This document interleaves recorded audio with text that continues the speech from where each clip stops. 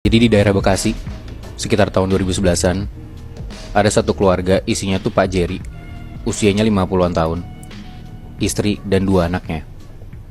Nah, anak pertama namanya Beno dan anak kedua namanya Stella.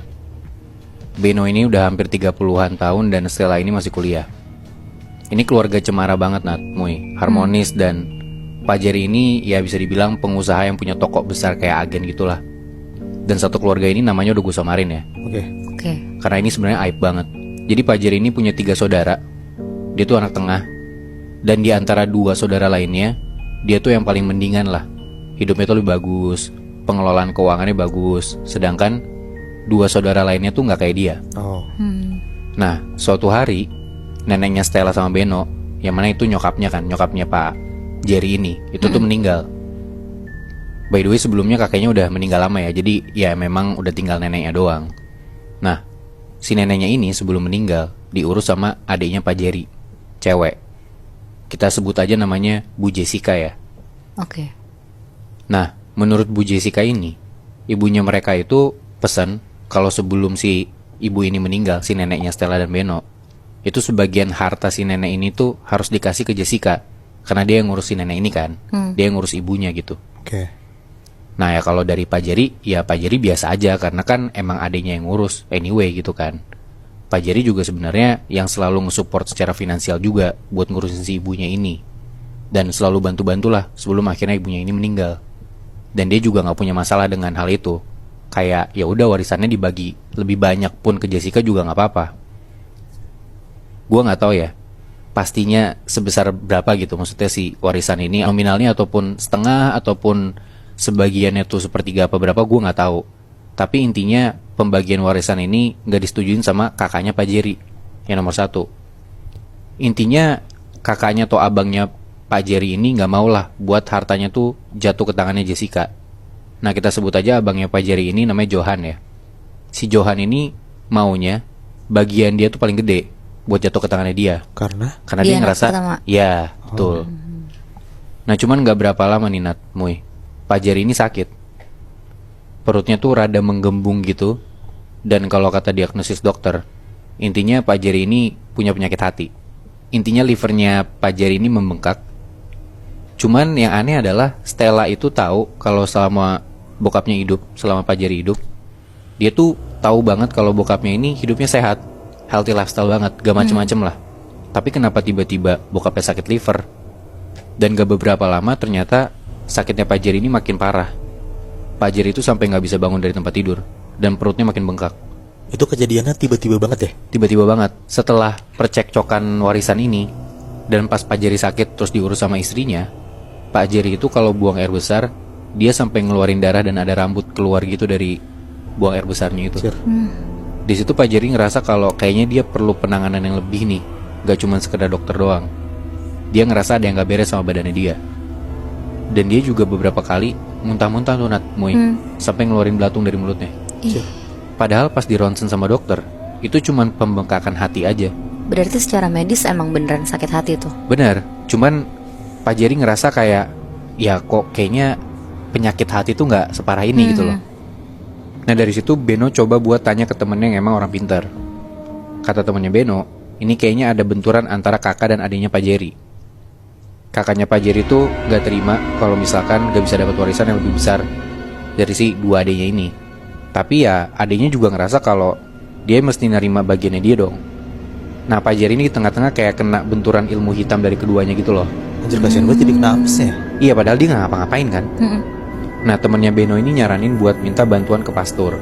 Karena ya mungkin dari namanya juga udah kedengeran kan, dia tuh orang Kristen gitu. Ya udahlah akhirnya keluarganya Pak Jerry ini minta bantuan ke pastor. Dan akhirnya pastor dengan beberapa orang tuh datang ke rumah Pak Jerry buat ngedoain Pak Jerry lah intinya. Dan pas di tengah-tengah orang-orang lagi pada ngedoain itu, di malam itu rumahnya Pak Jerry itu tuh Pak Jerry muntah-muntah. Cuman muntahnya Pak Jerry ini warnanya putih kayak susu gitu. Dan keluar banyak banget rambut dari mulutnya. Nah karena mungkin muntahnya banyak banget, akhirnya Pak Jerry lemes dan istirahat lah dia. Selama beberapa hari, ternyata keadaannya Pak Jerry ini bukannya makin baik, tapi makin parah.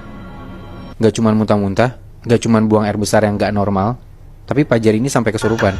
Pak Jerry itu bisa sampai ngomong, "Mati kalian semua." saya bakal habisin semua yang ada di sini. Tiba-tiba aja. Tiba-tiba aja. Dan kejadian itu gak sekali dua kali gitu Moy. Hampir tiap hari Pak Jerry tuh kerasukan kayak gitu. Kayak kerasukan setan gitu loh. Ada waktunya dia kesurupan, tapi abis itu balik normal lagi. Jadi kayak bener-bener gak bisa ditebak banget waktunya kapan. Ngelihat keadaannya kayak gitu ya, sarannya berarti dieksorsis kan. Tapi info yang gue dapet, kalau proses eksorsisme ini tuh butuh ada izin dari Vatikan gitu loh. Gue gak ngerti spesifiknya gimana ya. Cuma ya karena keadaan Pak Jerry ini makin parah, badannya udah makin kurus, tapi perutnya tuh makin membludak gitu loh.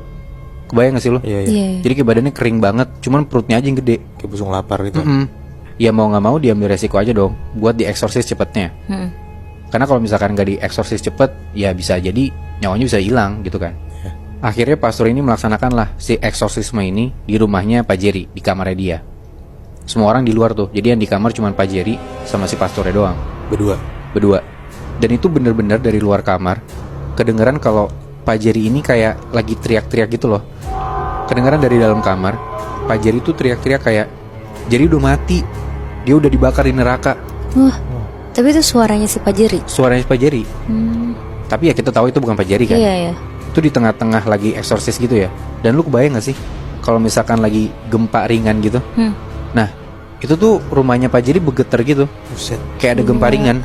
Itu satu rumah berasa kayak gitu. Dan dalam proses eksorsisme ini berkali-kali Pak Jerry tuh kedengeran muntah-muntah gitu, sambil kayak orang kegerangan kayak gitu. Di malam itu proses eksorsisnya selesai, Pak Jerry istirahat lah.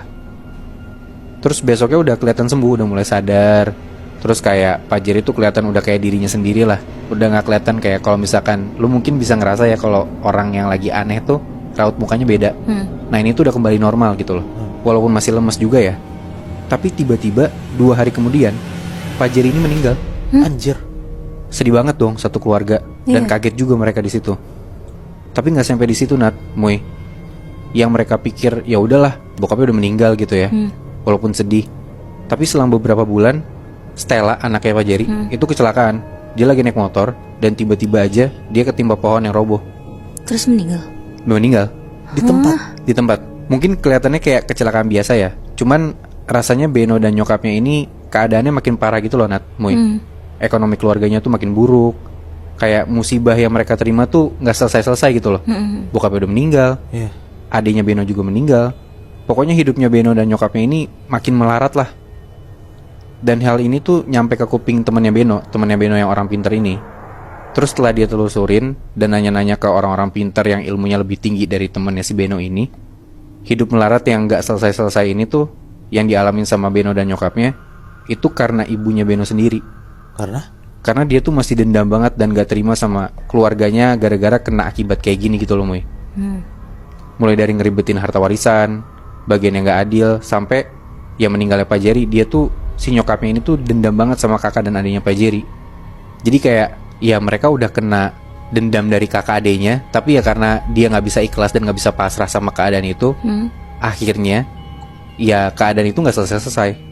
Alhasil sih katanya ya, dendam dan kebencian ini tuh yang bikin musibah keluarganya ini gak berhenti-berhenti. Karena katanya ya, kalau misalkan lu mau menyucikan diri lu, ngebersihin atau nge-eksorsis gitu, itu lu gak boleh dendam. Lu harus berdamai sama diri lu sendiri. Dan lu harus ikhlas buat hati lu tuh ngejalanin ini gitu loh. Gua masih syok banget sama kalau misalnya yang udah-udah gue denger sih, setiap orang eksorsisme itu kan berhasil lebih. Ini gak berhasil berarti kayak black magicnya kuat banget dong. Nah, gue gak tahu ya apakah memang black magicnya yang gede banget, atau karena memang si ibunya ini emang dendam itu tadi, Moy. Gue juga baru tahu sih, karena sebelum-sebelumnya kan kita berharapnya eksorsis benar ya. Karena kayak ilmu baik melawan ilmu hitam gitu kan. Tapi ternyata itu tadi yang gue bilang. Itu yang gue baru tahu juga, kalau misalkan lu gak bisa pasrah sama Tuhan mungkin ya, atau gak bisa pasrah sama keadaan, justru malah lu gak bisa dibantu sama sekali gitu loh. Tapi setelah kejadian itu Bi, istrinya si Pak Jerry sama Beno hidupnya gimana? Gue gak tahu sih keadaan Beno sama nyokapnya tuh sekarang gimana ya. Terakhir mereka tuh pindah buat ninggalin Jawa karena saking traumanya, dan akhirnya balik ke kampung halaman mereka di Sumatera.